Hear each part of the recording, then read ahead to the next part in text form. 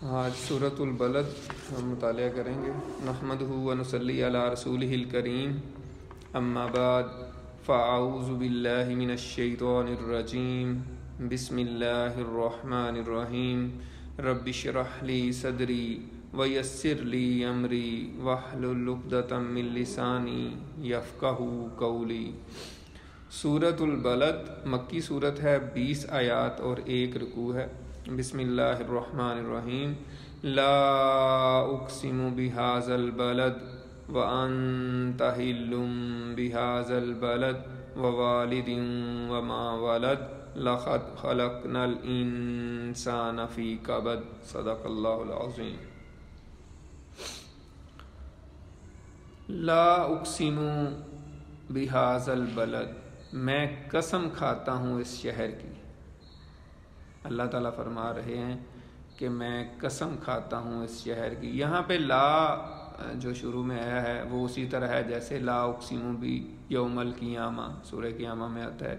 تو زیادہ تر مفسرین کی رائے یہ ہے کہ یہ زائر ہے، یعنی یہ اضافی ہے۔ اصل یہی ہے کہ اقسم بہذا البلد، میں قسم کھاتا ہوں اس شہر کی، یعنی شہر مکہ کی۔ شہر مکہ کی کیا فضیلت ہے کہ اللہ تعالیٰ اس کی قسم کھا رہے ہیں؟ کیونکہ کسی چیز کی جب اللہ تعالیٰ قسم کھاتے ہیں تو وہ اس کی اہمیت واضح ہوتی ہے، اس سے کہ وہ چیز خود کتنی اہم ہے، اور پھر کس بات پر قسم کھائی جا رہی ہے۔ تو یہاں پہ 4 ایک طرح سے قسمیں کھائی گئی ہیں۔ لا اقسم بہذا البلد، قسم میں قسم کھاتا ہوں اس شہر کی، یعنی شہر مکہ کی۔ وانت حل بہذا البلد، کہ آپ اس شہر میں رہتے ہیں، ایک یہ مطلب لیا گیا۔ دوسرا یہ ہے کہ آپ کے لیے اس شہر میں لڑائی حلال ہونے والی ہے۔ ووالد وما ولد، اور قسم ہے والد کی اور جسے اس نے جنا، یعنی اس کی اولاد کی۔ لقد خلقنا الانسان فی کبد، یہ قسمیں کھانے کے بعد اللہ تعالیٰ کہہ رہے ہیں کہ یقیناً ہم نے انسان کو بڑی مشقت میں پیدا کیا ہے، یعنی مشقت کرنے والا اس کو بنایا ہے۔ تو یعنی جو بھی قسمیں کھائی جاتی ہیں، ایک قسم ہوتی ہے، ایک جواب قسم ہوتی ہے۔ جیسے آپ کہہ سکتے ہیں کہ اللہ کی قسم میں یہ کام کر کے رہوں گا، یہ میں کرسیوں کو ترتیب لگا کے رہوں گا، فار ایگزامپل۔ تو ایک قسم ہوتی ہے کہ آپ قسم کھا رہے ہیں، کس کی کھائی ہے؟ نہیں، اللہ کی قسم کھائی ہے۔ اور پھر جواب قسم، یعنی اس قسم کے نتیجے میں آپ کہنا کیا چاہ رہے ہیں۔ تو وہ یہاں اللہ تعالیٰ نے فرمایا ہے کہ انسان کو ہم نے مشقت میں پیدا کیا ہے۔ تو شروع میں جب اللہ تعالیٰ فرما رہے ہیں لا اقسم بہذا البلد، میں قسم کھاتا ہوں اس شہر مکہ کی، تو مکہ کی فضیلت کے حوالے سے مفسرین نے لکھا ہے کہ مکہ تمام بستیوں کی ماں ہے، ام القریٰ اس کو کہا جاتا ہے۔ بلکہ مکہ میں ابھی بھی میرے خیال یونیورسٹی کا میں نے پڑھا تھا، ام القریٰ یونیورسٹی اس کا نام تھا۔ تو اور اس شہر کی اہمیت کیا ہے اور اس کی فضیلت کیا ہے، بہت زیادہ اس کے بارے میں حدیث ہیں۔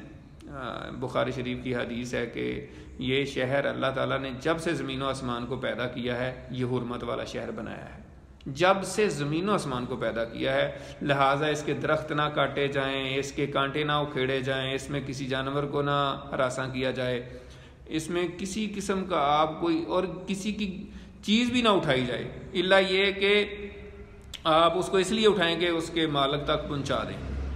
تو اس میں کسی جانور کو مارنا بھی جو ہے نا گناہ ہے، کسی انسان کو مارنا تو دور کی بات ہے۔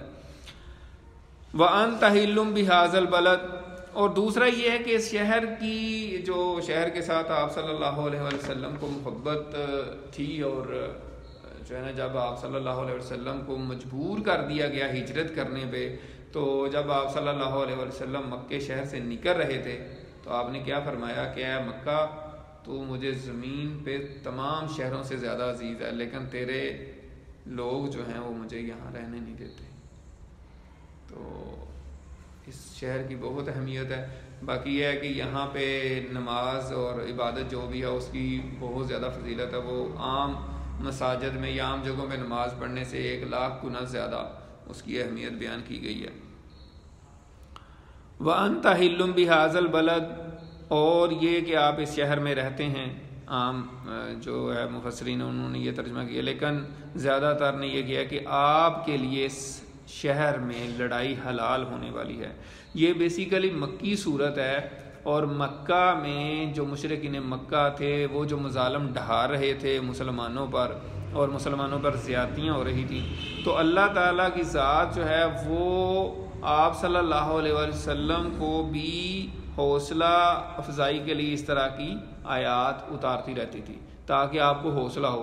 تو یہاں پہ اصل میں اللہ تعالیٰ آپ صلی اللہ علیہ وسلم سے کہہ رہے ہیں کہ یہ کچھ ہی دنوں بعد آپ اس شہر کو آ کے فتح کر لیں گے، آپ کے لیے اس شہر میں لڑائی حلال ہونے والی ہے، اور کیونکہ اس میں لڑائی حرام ہے لیکن آپ کے لیے حلال کر دی جائے گی۔ جیسے بخاری شریف کی حدیث ہے، نبی اکرم صلی اللہ علیہ وسلم نے فرمایا کہ جب فتح آپ نے کر لیا مکہ کو، تو آپ نے فرمایا کہ یہ مکہ جو ہے شروع سے ہی جب سے اللہ تعالیٰ نے پیدا کیا ہے زمین آسمان کو، یہ حرمت والا شہر ہے اور قیامت تک حرمت والا رہے گا۔ میرے لیے صرف کچھ دن، ایک دن کی کچھ گھڑی جو ہے، کچھ ساعتیں، یعنی 1 گھنٹے کے لیے یا 1.5 گھنٹے کے لیے، یعنی کچھ ساعتوں کے لیے حلال کیا گیا، اور اس کے بعد پھر حرام کر دیا گیا ہے یہاں پہ لڑائی کرنا۔ تو اگر کوئی میرے بعد کوئی لڑائی کرنا چاہے اور میری اس جنگ کی وجہ سے، جو جہاد کی وجہ سے کوئی اس سے بولے کہ نہیں حضور پاک نے بھی جنگ کی تھی تو ہم بھی کریں، تو آپ اس کو یہ بتا دینا کہ حضور نے منع کر دیا تھا اور یہ تھوڑی دیر کے لیے حلال ہوا تھا، تو اس میں کسی قسم کی کوئی جنگ نہیں کی جا سکتی۔ اس کے حوالے سے پھر ایک اور روایت بھی ہے، وہ حضرت عبداللہ بن زبیر رضی اللہ تعالیٰ عنہ کے دور میں جب بنو امیہ کے ساتھ ان کا معاملہ ہوا تھا تو وہ مکہ میں تھے، مکہ میں ان کا دارالخلافہ تھا، تو انہوں نے آ کے مکہ پہ پھر جو ہے نا حملہ کرنا شروع کر دیا تھا، اور اس میں جو تھا بہت بڑا ظالم شخص تھا حجاج بن یوسف، تو ان کا کوئی بندہ تھا جو یہ ساری چیزیں دیکھ رہا تھا، تو اس کو کسی صحابی یا تابعی نے کہا کہ آپ کو پتہ نہیں ہے یہ حدیث اس طرح کی ہے کہ مکہ میں لڑائی جو ہے نا اس طرح حرام ہے اور اس طرح، تو انہوں نے اس کو کہا، لیکن اس نے آگے سے کہا کہ ہمیں زیادہ پتہ ہے اس کا کیا مطلب ہے، یہ کسی گناہ گار کو یہ نہیں کرتا، وہ اجازت نہیں دیتا۔ تو بہرحال وہ ان کی ایک لاجک تھی۔ تو وَأَنْتَ حِلٌّ بِهَذَا الْبَلَدِ، اور یہ کہ آپ اس شہر میں اترے ہوئے ہیں یا آپ اس شہر میں اترنے والے ہیں، یعنی کہ لڑائی آپ کے لیے حلال ہونے والی ہے۔ حلٌ کا مطلب اترنے والا بھی ہوتا ہے اور حلال بھی اس کا مطلب ہوتا ہے، تو یہاں یہی مطلب لیا گیا ہے کہ کچھ عرصے بعد ہی آپ کے لیے اس شہر میں لڑائی حلال ہونے والی ہے۔ اور پھر ایسے ہی ہوا جیسے میں ابھی بتا رہا تھا کہ 8 ہجری میں مکہ فتح ہوا، 10,000 کا لشکر لے کر نبی اکرم صلی اللہ علیہ وسلم مکہ گئے اور اس کو فتح کیا۔ وَوَالِدٍ وَمَا وَلَدَ، اور قسم ہے والد کی اور جسے اس نے جنا، یعنی اس کی اولاد کی قسم۔ یہاں پہ مفسرین نے کہا ہے کہ اس سے مراد حضرت آدم علیہ السلام اور ان کی اولاد ہے، تو سارے انسان ہی اس میں آ جاتے ہیں۔ پھر کچھ نے کہا ہے کہ حضرت ابراہیم اور حضرت اسماعیل مراد ہیں، کیونکہ یہ مکہ کی بات ہو رہی ہے اور اس شہر کی بات ہو رہی ہے، تو زیادہ ریلیٹڈ جو ہے وہ حضرت ابراہیم اور حضرت اسماعیل یعنی والد اور ان کے اولاد مراد ہے۔ لَقَدْ خَلَقْنَا الْإِنسَانَ فِي كَبَدٍ، یقیناً ہم نے انسان کو بڑی مشقت میں پیدا کیا ہے، یعنی انسان کو ہم نے ایسا تخلیق کیا ہے کہ یہ ہر وقت لگا رہتا ہے، مشقت میں پڑا رہتا ہے، کچھ نہ کچھ کرتا رہتا ہے، ٹھیک ہے، اور ہر انسان کی جو قسمت ہے اس کو کچھ نہ کچھ تو کرنا ہی ہے، مشقت میں ہے، انہوں نے اس کو مشقت میں رہنے والا بنایا ہے۔ اس کی پھر بڑی تفصیل ہے، بعض مفسرین نے کہا ہے کہ وہ انسان جب پیدا ہوتا ہے تو نطفہ سے لے کر آخر تک پیدا ہونے تک کی سٹیجز ہے، وہ بھی ایک بڑا پروسیس ہے اور بڑی مشقت سے وہ سارا اینڈ تک جو ہے نا جب بچہ پیدا ہوتا ہے تو وہ بڑی مشقت کاٹ کے بنتا ہے، پیدا ہوتا ہے۔ پھر اس کے بعد جو ہے نا انبیاء کی بات ہے، جیسے ابھی حضرت ابراہیم اور حضرت اسماعیل علیہ السلام کی بات ہو رہی تھی کہ انہوں نے کتنی مشقت کاٹی کہ حضرت اسماعیل کو بالکل بیابان جنگل میں چھوڑ کے حضرت ابراہیم اب ان کی والدہ کے ساتھ، تو کس طرح انہوں نے مشقت سے اور کتنا مشکل وقت گزارا۔ اور پھر آپ صلی اللہ علیہ وسلم کی حیات کو دیکھیں، زندگی کو دیکھیں، آپ کی سیرت کو دیکھیں، تو آپ نے کیسی کیسی مشکلات نہیں سہیں۔ نبی اکرم صلی اللہ علیہ وسلم کی حدیث ہے، اس کا مفہوم یہ ہے کہ جتنی بھی تکالیف آج تک تمام انبیاء کو پہنچی ہیں وہ اکیلے مجھ کو پہنچی. اور طائف کا تو سب کو پتہ ہے طائف میں کیا ہوا، اور جو ہے نا اور دیکھیں مکہ میں کیا نہیں ہوتا رہا. یعنی آپ صلی اللہ علیہ وسلم کے ساتھ کون کون سا ظلم و ستم نہیں ہوا، اور آپ کے ساتھیوں کے ساتھ کیا کیا ظلم ستم نہیں ہوا. تو یہ مشقت، ایک طرح سے یہ مشقت ہے. لیکن اس کا مفہوم جو ہے مفسرین نے عام لیا، یعنی یہ تمام انسان جو ہیں وہ مشقت میں ہے، یعنی اس نے کچھ نہ کچھ کرنا ہے. اب سوال یہ پیدا ہوتا ہے کہ وہ کر کیا رہا ہے، یعنی کیا وہ دین کا کام کر رہا ہے یا ویسے ہی لگا ہوا ہے. جیسے آج کل کے نوجوان کہتے ہیں یار ٹائم کل کرنا ہے، کیا کریں یار، آپ کے پاس اتنا یہ ٹائم اتنا ہے یار، کیا کریں، ٹائم کل کرنا ہے. تو ان کو یہ پتہ ہی نہیں ہے کہ ٹائم کتنا قیمتی ہے. تو انسان مشقت میں تو ہے لیکن وہ پروڈکٹیو کام کر رہا ہے کہ نہیں. اب دیکھیں اللہ تعالیٰ نے قرآن پاک میں فرمایا سورۃ المومنون میں، قد افلح المومنون الذین هم فی صلاتهم خاشعون والذین هم عن اللغو معرضون، کہ وہ فلاح پا گیا مومن جو کہ نمازوں میں خشوع کرتے ہیں اور ہر لغو کام سے بچتے ہیں. لغو کون سا کام ہوتا ہے؟ ایسا کام جس کا دین اور دنیا کے لحاظ سے کوئی فائدہ نہ ہو، یعنی دنیاوی لحاظ سے بھی کوئی فائدہ نہ ہو اور دین میں تو بالکل ہی نہ. تو ایسا کام لغو ہے، یعنی ایسا کوئی کام جس میں دنیاوی لحاظ سے فائدہ ہو وہ لغو میں نہیں آتا. آپ بے شک دین کا کام نہیں کر رہے لیکن اور کوئی کام کر رہے ہیں تو وہ لغو میں نہیں آتا. لیکن ایسا کام جس میں دین دنیا کو کوئی فائدہ نہیں ہے، اور ہماری پوری قوم دیکھیں کیا کر رہی ہے.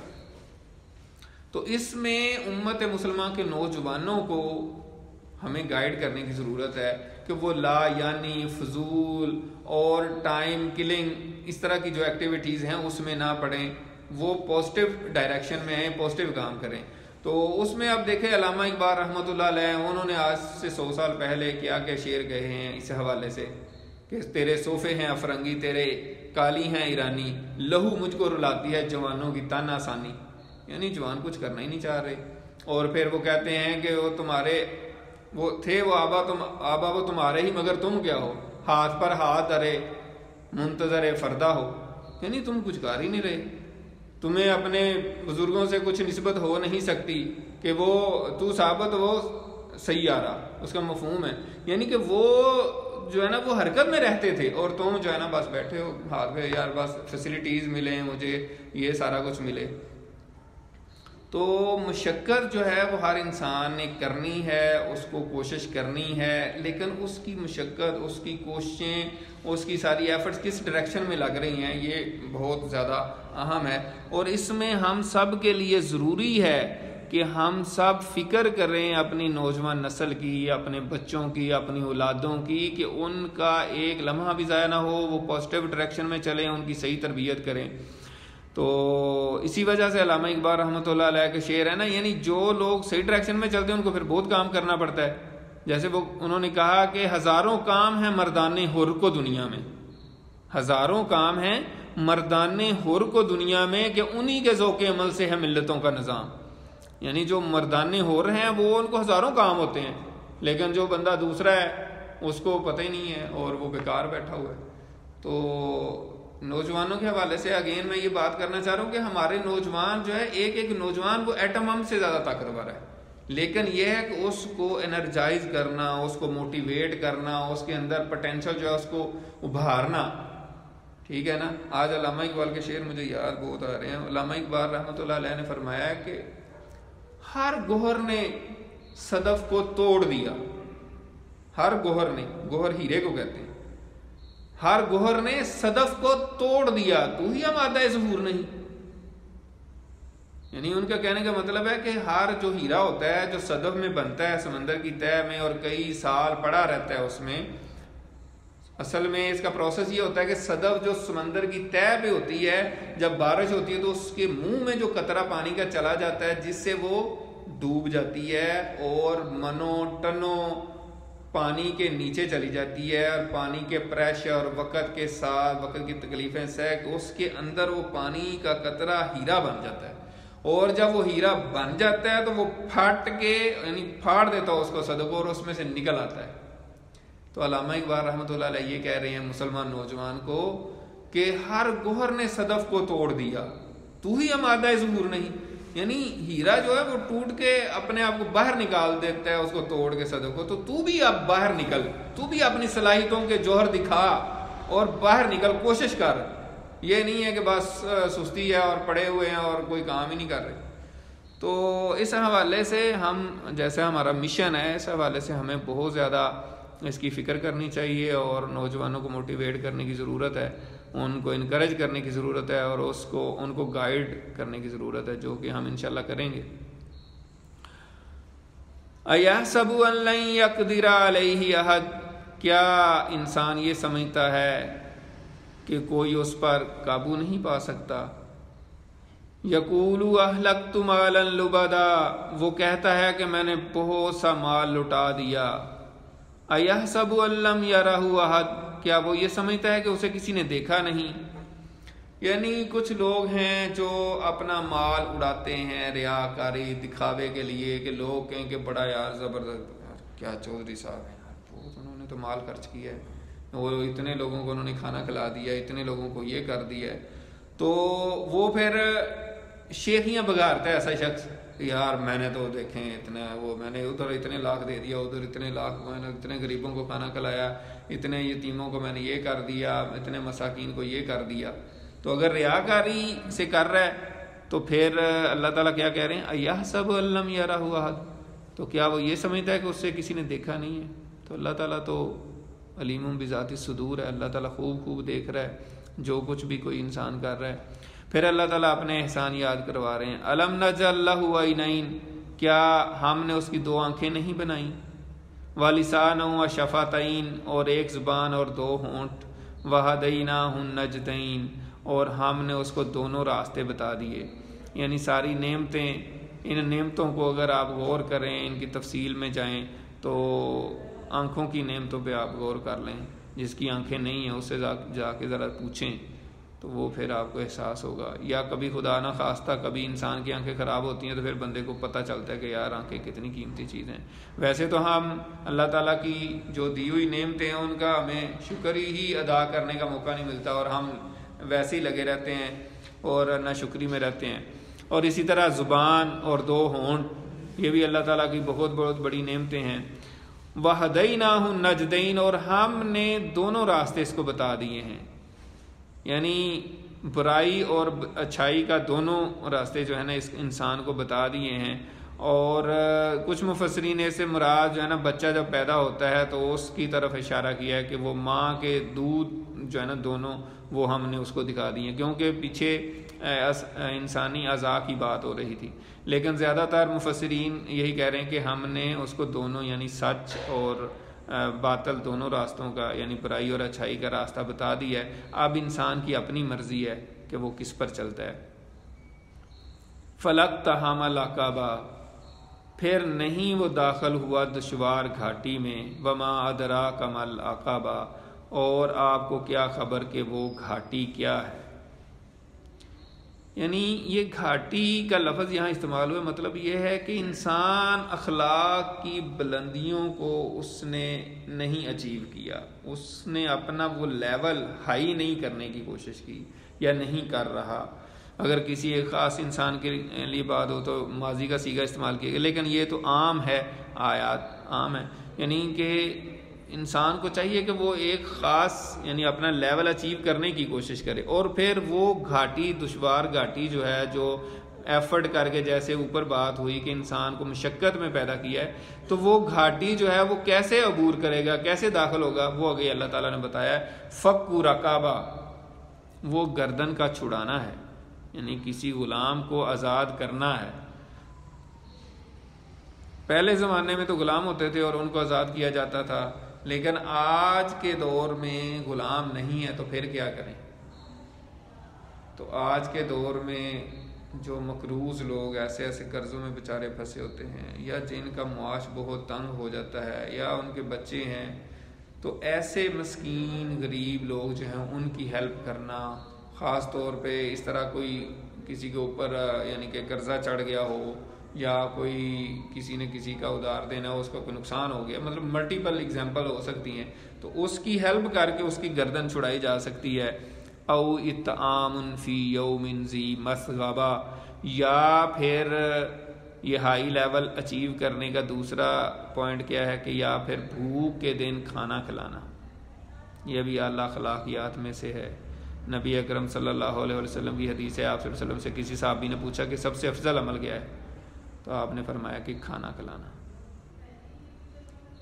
یعنی مختلف صحابہ کو آپ اس کے لیول، اس کی جو ہے نا اپروچ، اس کے سرکمسٹانسز کے حوالے سے جواب دیا کرتے تھے۔ یہ نہیں ہے کہ ایک صحابی کو ایک جواب دیا تو اس کا مطلب ہے کہ وہی ہے، آپ اس صحابی کے لیول پہ جا کے اس کو جواب دیتے تھے کہ اس کا کیا لیول ہے، اس کے لیے کون سا بیسٹ آپشن ہے، اس کو کون سی بات میں بتاؤں جو اس کے لیے بہترین ہے۔ جیسے اور بھی ہے کہ ایک صحابی نے کہا کہ حضور جو ہے نا میں جہاد پہ جانا چاہتا ہوں، جہاد بڑا افضل ہے۔ آپ نے فرمایا نہیں تو اپنے والدین کی خدمت کر۔ انہوں نے 3 دفعہ کہا، آپ نے کہا نہیں آپ والدین کی خدمت کر۔ ایک صحابی نے پوچھا کہ حضور سب سے اچھا کوئی عمل بتائیں، تو آپ نے فرمایا غصہ نہ کیا، لا تغضب، غصہ مت کرو۔ انہوں نے کہا پھر کوئی اور اچھا، آپ نے کہا لا تغضب، غصہ مت کرو۔ انہوں نے کہا حضور اور کوئی، آپ نے فرمایا لا تغضب، غصہ مت کرو۔ تو یعنی ہر صحابی جو پوچھتا تھا اس کے لیول کے مطابق اس کو کیا چیز چاہیے۔ تو یہاں پہ یہ بات بتائی گئی ہے کہ کھانا کھلانا جو ہے وہ بہت بڑا کام ہے۔ قرآن مجید میں بار بار یہ بات آ رہی ہے، ہم پڑھتے آ رہے ہیں کہ بھوک کے دن کھانا کھلانا یہ گھاٹی عبور کرنا اور کسی گھاٹی میں داخل ہونے کے برابر ہے۔ گھاٹی بیسیکلی 2 پہاڑوں کے درمیان جو جگہ ہوتی ہے اس کو کہتے ہیں، اور خاص طور پہ چڑھائی والی جو جگہ ہوتی ہے اس کو کہتے ہیں، جو عقبہ عربی کا لفظ ہے، یعنی اترائی والا لفظ۔ اترائی جو ہے اس کو عقبہ نہیں کہتے، جو چڑھائی ہو تو وہ چڑھائی نہیں چڑھا، یعنی اپنے آپ کو اس نے بلندی کی طرف نہیں لے کر گیا۔ انسان جو ایسے کام نہیں کرے گا وہ اپنے آپ کو بلندی کی طرف نہیں لے کر جا رہا۔ تو یہاں اسی وجہ سے اللہ تعالیٰ نے فرمایا کہ او اطعام فی یوم ذی مسغبہ، یا کھانا کھلانا ایسے دن میں جو بھوک والا ہے، یعنی بھوک کے دن، یعنی کہیں قحط پڑا ہوا ہے فار ایگزامپل کسی شہر میں، کسی علاقے میں، اس دن کھانا کھلانا۔ اور حضور پاک صلی اللہ علیہ وسلم کے جو پردادا تھے حضرت ہاشم، وہ کھانا کھلاتے تھے۔ اصل میں ہاشم جو ہے وہ ان کا اصل نام نہیں ہے۔ حضور پاک کے جو پردادا ہیں حضرت عبد المطلب کے والد صاحب جو ہیں، ان کا اصل نام تو ہاشم نہیں ہے، ان کا نام تو عمر تھا، ٹھیک ہے۔ تو ہاشم کا مطلب ہوتا ہے توڑنے والا، روٹی توڑنے والا۔ ہاشم کا تو وہ روٹیاں توڑ کے شوربے میں ڈبو کے لوگوں کو کھلاتے تھے، خاص طور پہ حاجیوں کو، اس وجہ سے ان کا نام ہاشم پڑ گیا۔ یتیمن ذا مقربہ، کسی یتیم قرابت دار کو، یعنی کھانا تو کھلانا ہی ہے، پھر اگر کسی اپنے قریبی رشتہ دار یتیم کو کھلایا جائے گا تو اس کا ثواب اور ہے۔ اس پہ بھی حدیث ہے، نبی اکرم صلی اللہ علیہ وسلم نے فرمایا کہ آپ جو بھی صدقہ کریں اس کا ایک ثواب ہے، یعنی اکیرا سنگل ثواب ہے، لیکن اگر وہ رشتہ دار ہوگا تو ڈبل ثواب ہوگا۔ تو رشتہ داروں سے سلوک، اچھا سلوک کرنا یہ اسلامی تعلیمات کا حصہ ہے۔ اسی طرح اور ایک حدیث ہے کہ ارحامکم ارحامکم، ٹھیک ہے، یعنی تمہارے رشتہ دار، یعنی اس کا مطلب یہ ہے کہ رشتہ داروں سے تعلق جوڑو، رشتہ داروں سے تعلق جوڑو۔ اور ایک اور حدیث ہے کہ جو شخص اپنے رشتہ داروں سے قطع تعلقی کر لیتا ہے اس کے لیے یہ رزق میں کمی کا باعث ہے۔ اور کچھ ایسے، یعنی سارے اعمال ایسے نہیں ہیں، لیکن بہت کچھ ایسے اعمال ہیں جن کا رزلٹ، جن کا نقصان، جو غلط کام کرنے سے دنیا میں ہی اس کا رزلٹ مل جاتا ہے، وہ قطع رحمی ہے، رشتہ داروں سے تعلق توڑنا۔ تو اس وجہ سے کسی یتیم قرابت دار کو اگر کھانا کھلائیں گے تو اس کی اہمیت جو ہے وہ عام کھانا کھلانے سے ڈبل ہوگی۔ او مسکینن ذا متربہ، یا کسی مسکین خاک نشین کو، ذا متربہ، تراب مٹی کو کہتے ہیں، جیسے حضرت علی رضی اللہ تعالیٰ عنہ کا ان کا خطاب ہے، لقب ہے ابو تراب، مٹی کا باپ. تو کوئی مسکین خاک نشین ذا متربہ یعنی بیچارہ مٹی میں رول رہا ہے, برا حال ہے اس کا, تو ایسے مسکین کو جس کے پاس کچھ بھی نہیں ہے بیچارے کے پاس, تو ایسے شخص کو کھانا کھلانا یہ بھی ہائی لیول پہ انسان کو لے جائے گا. یہ بھی جو ہے نا وہ اس کی جو گھاٹی ہے وہ اس کو عبور کرنے کے مترادف ہوگا. اب یہ سارے کام جو ہیں یہ ہمیں کرنے چاہیے, اور الحمدللہ ہم یہاں پہ خیر کثیر کے پلیٹ فارم سے یہ کوشش کر رہے ہیں سارے کام کرنے کی, اور آپ ہماری ٹیم کا حصہ ہیں, تو اللہ تعالی ہمیں اس میں مزید ترقی دے. ثم كان من الذين آمنوا وتواصوا بالصبر وتواصوا بالمرحمہ, پھر یہ لوگ جو اچھے کام کریں وہ ہوں بھی ایمان والے اور ایک دوسرے کو صبر کی نصیحت کرنے والے ہوں اور رحم کی نصیحت کرنے والے ہوں. یعنی اگر کوئی یہ سارے کام کرے, مسکینوں کو کھانا کھلائے, غریبوں کو کھانا کھلائے, غلاموں کو آزاد کرے, لیکن ایمان نہیں ہے, تو سب ملٹی پلائی بائی زیرو. اس میں کوئی لاجک نہیں چلتی. اللہ تعالیٰ نے کہا ہے کہ جو کوئی ایمان نہیں لائے گا تو اس کا کچھ بھی عمل قبول نہیں ہے.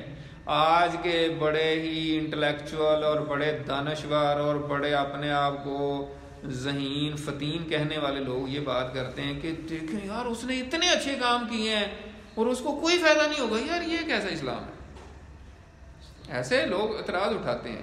لیکن ان سے بندہ پوچھے کہ جس اللہ تعالیٰ نے پوری کائنات ڈیزائن کی ہے, جس نے ہر ذرے کو اس کی پراپر جگہ پہ رکھا ہے, اس نے سورج کو کیلکولیٹ کر کے آپ کو ایک خاص فاصلے پہ رکھا کہ آپ نہ جل جائیں نہ آپ برف میں جم جائیں, زمین کو ایک خاص روٹیشن پہ گھما رہا ہے, ٹھیک ہے, چاند کو ایک خاص فاصلے پہ رکھا ہوا ہے جس سے آپ سارے نظام آپ کے ہوتے ہیں, ہواؤں کو چلا رہا ہے, اگر وہ ہواؤں کی سپیڈ زیادہ کر دے تو سارے اڑ جائیں گے یہاں سے. گریویٹیشنل پول اس نے کتنی رکھی ہے کہ انسان کمفرٹیبلی چل رہا ہے, اگر اس کو بالکل ہی ختم کر رہے ہیں, آپ قدم اٹھائیں گے تو آپ کی پتہ نہیں کئی جو ہے نا وہ الٹ بازی لگتی ہے, آپ کہاں پہنچ جائیں.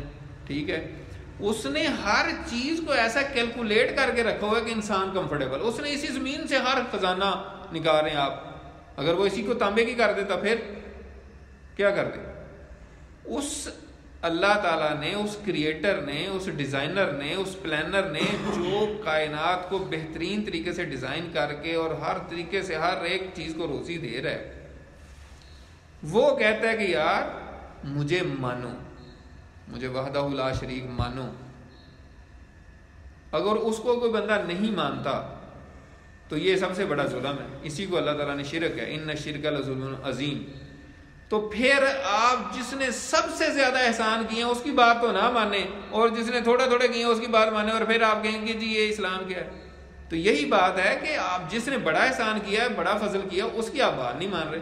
تو لاجیکل بات یہی ہے کہ اللہ کو مانیں جس نے سارا کچھ دیا ہے. اگر آپ اس کو مان ہی نہیں رہے تو ادھر ادھر کی چیزوں کا کیا فائدہ آپ کو ماننے کا. تو اصل میں ذہنیت بہت چھوٹی ہے, اوپر تک جاتی نہیں ہے, تو پھر اس وجہ سے مسائل پیدا ہوتے ہیں, پھر اس طرح کی باتیں کرتے ہیں.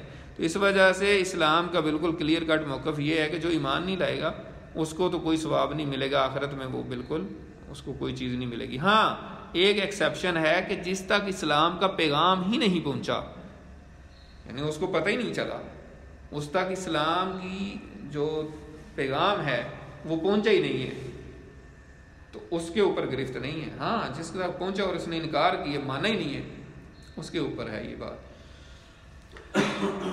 وَتَوَاصَوْا بِالْمَرْحَمَةِ, صبر کرنے کے بعد ایک دوسرے کے ساتھ رحم کرنے کی وصیت کی. صبر اور رحم بہت ہی اہم ترین چیزیں.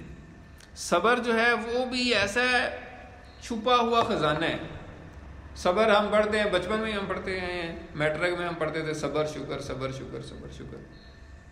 یہ ایک لفظ پڑھ کے گزر جانا اور بات ہے, اور صبر کو ایکسرسائز کرنا, ایکسپیرینس کرنا, یہ بہت بڑی بات ہے.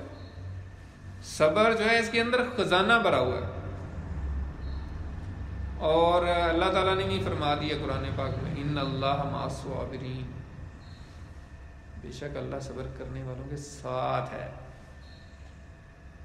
یہ بھی جملہ پڑھ کے ہم گزر جاتے ہیں بڑی تیزی سے کہ اللہ تعالیٰ ساتھ ہے. اب سید صغیر الدین کہیں گے یار میں آپ کے ساتھ ہوں اور میں جہاں بھی ہوں یا میرے ساتھ ہوں، کوئی بھی مشکل ہے میری ہیلپ کریں، میرے سپورٹ کریں، یہ ساتھ ہوتا ہے. یہ تو نہیں آپ پڑھ کے گزریں ساتھ ہے تو بس کوئی ساتھ. یار جس کے ساتھ اللہ ہو اس کو دنیا کی پھر کیا کمی رکھ سکتی ہے. تو صبر یہ ہوتا ہے، صبر صرف یہ نہیں ہے کہ کسی نے کوئی تکلیف دی تو اس پہ آپ چپ رہے تو صبر کر لیا. نہیں، صبر کا بہت وسیع مفہوم ہے. ایک یہ ہے کہ دین کے احکامات پہ چلتے رہنا، ڈٹ جانا، یہ بھی صبر ہے. جتنے اللہ نے حکم دیے ہیں نا، وہ آپ کو پسند ہے نہ پسند ہے جو بھی ہے، آپ اللہ کو حکم مان کے اس پہ چلتے رہے، یہ بھی صبر ہے. اور دین کی رستے پہ چلتے ہوئے جو مشکلات ہیں ان کو بھی سہنا، یہ بھی صبر ہے. اسی طرح اللہ تعالیٰ نے فرمایا وَتَوَاصَوْا بِالْمَرْحَمَةِ، اور وہ ایک دوسرے کو رحم کی وصیت کرتے ہیں. یہ نیک لوگ جو ہیں، رحم کرنا اللہ تعالیٰ کو بڑا پسند ہے. حدیث ہے کہ تم زمین والوں پر رحم کرو، اللہ تعالیٰ آسمان والا تم پر رحم کرے گا. ایک اور حدیث ہے کہ من لا یرحم لا یرحم، جو رحم نہیں کرتا اس پر رحم بھی نہیں کیا جاتا. ظاہر ہے وہ ڈیزرو ہی نہیں کرتا، خود وہ رحم نہ کرے تو کہ یا اللہ مجھ پہ رحم کر، ایسا تو نہیں ہو سکتا. اور ایک اور حدیث ہے نبی اکرم صلی اللہ علیہ وسلم کی کہ من یحرم الرفق یحرم الخیر کلہ، جو کوئی شخص نرم دلی سے، رحم دلی سے محروم کر دیا گیا، وہ ہر خیر سے محروم کر دیا، یعنی اس کے پاس کوئی خیر نہیں ہے. تو سختی اور اکڑ پن اور سخت مزاجی اور یہ جو رویہ ہے نا، یہ صحیح نہیں، اسلامک رویہ نہیں ہے، اسلام کی تعلیمات کے مطابق نہیں ہے. تھوڑا سا فلیکسیبل، تھوڑا سا ایڈجسٹیبل، اکوموڈیٹو بیہیویئر ہونا چاہیے. لوگوں کو آپ اکوموڈیٹ کریں، لوگوں کو آسانیاں فراہم کریں، لوگوں کو فیسیلیٹیٹ کریں، نہ کہ آپ بالکل ٹنل ویژن ہوں اور آپ کہیں گے بس یہ میری لائن ہے، ذرا سے ادھر ادھر تو بس تم گیا، میں نہیں تم نہیں، ایسے نہیں. آپ تھوڑا سا اکوموڈیٹو ہوں. تو یہ اسلام کی تعلیمات ہیں. اولئک اصحاب المیمنہ، تو جن لوگوں کے اندر یہ صفتیں ہوں گی یہ دائیں ہاتھ والے ہوں گے. اللہ تعالیٰ کے حدیث میں آتا ہے، اس کا مفہوم ہے کہ اللہ تعالیٰ کے عرش کے دائیں طرف یہ ہوں گے. اور سورۃ الواقعہ میں بھی آتا ہے کہ اصحاب الیمین دائیں طرف والے، پھر اصحاب الشمال بائیں طرف والے. بائیں طرف والے جہنم میں جائیں گے، دائیں طرف والے جنت میں جائیں گے. اور اس کے کنٹراسٹ میں والذین کفروا، اور وہ لوگ جنہوں نے کفر کیا بھی آیاتنا، ہماری آیات کا، ہماری آیتوں کو جھٹلایا، نہ مانا، انکار کیا. ہم اصحاب المشأمہ، یہ بائیں طرف والے ہیں، یہ بائیں ہاتھ والے ہیں، یہ جہنمی ہیں. علیہم نار مؤصدہ، ان پر آگ ہوگی ہر طرف سے بند کی ہوئی، یعنی ان کو آگ میں ڈال کے اوپر سے بند کر دیا جائے گا. جیسے ہمارے ہاں بزرگ خواتین تندور میں لکڑیاں ڈال کے اوپر سے کوئی برتن ایسا رکھ دیتی تھی تاکہ تندور صحیح طرح گرم تو اوپر سے ڈھانپ دیتی تھی. اسی طرح جیسے اوون میں آپ کو چیز رکھ کے تو اوپر سے بند کر دیتے ہیں اور پھر بٹن دبا دیتے ہیں اور پھر وہ پکنا شروع ہو جاتی ہے. تو وہاں اتنی اوپر آگ جا رہی ہوگی اور اس میں جہنمیوں کو پھینک کے اوپر سے ان کو بند کر دیا جائے گا اور کلوز کر دیا جائے گا. کہیں بھاگ نہیں سکیں گے، کہیں جا نہیں سکیں گے، کوئی ان کو کوئی ہوا نہیں لگے، کچھ بھی نہیں ہوگا. تو یہ جو ہے اللہ تعالیٰ نے نقشہ کھینچا ہے جہنم کا. اور یہ ہماری جو آخری صورتیں ہیں 30ویں پارے کی، اس میں آخرت کا بہت بیان ہے. تو اللہ تعالیٰ سے دعا ہے کہ اللہ تعالیٰ ہمیں اس قرآن مجید کی تعلیمات کو سیکھنے کی بھی توفیق عطا فرمائے. جیسے کہ نبی اکرم صلی اللہ علیہ وسلم کی حدیث ہم اکثر میسج میں بھی لکھتے ہیں کہ تم میں سے بہترین شخص وہ ہے جو خود قرآن سیکھے اور دوسروں کو سکھائے. یہ بہترین شخص ہے. لیکن آج ہم نے بہترین شخص کسی اور کو بنا لیا ہوا ہے. ہم سمجھتے ہیں کہ جس کے پاس بڑی گاڑی ہو، بڑی کوٹھی ہو، بڑی اچھی جاب ہو، بڑا اچھا رکھ رکھاؤ اور بڑا صاحب، وہ تو اچھا انسان ہے. اور جو تو اللہ نے اور اللہ کے رسول نے جس کو بہترین انسان کہا ہے وہی بہترین. تو حدیث جو ہے وہ یہی ہے، خیرکم من تعلم القرآن وعلمہ، تم میں سے بہترین شخص وہ ہے جو خود قرآن سیکھے اور دوسروں کو سکھائے. تو اللہ تعالیٰ سے دعا ہے کہ اللہ تعالیٰ ہمیں خود قرآن سیکھنے کی توفیق عطا فرمائے اور اس کی جو بنیادی چیزیں ہیں، سیرت ہے، عربی گرامر ہے، تجوید ہے، جو قرآن مجید کا ترجمہ ہے، تفسیر ہے، یہ ساری سیکھنے کی توفیق عطا فرمائے، اور پھر دوسروں کو بھی سکھانے کی توفیق عطا فرمائے، دوسروں تک یہ پیغام پہنچانے کی توفیق عطا فرمائے۔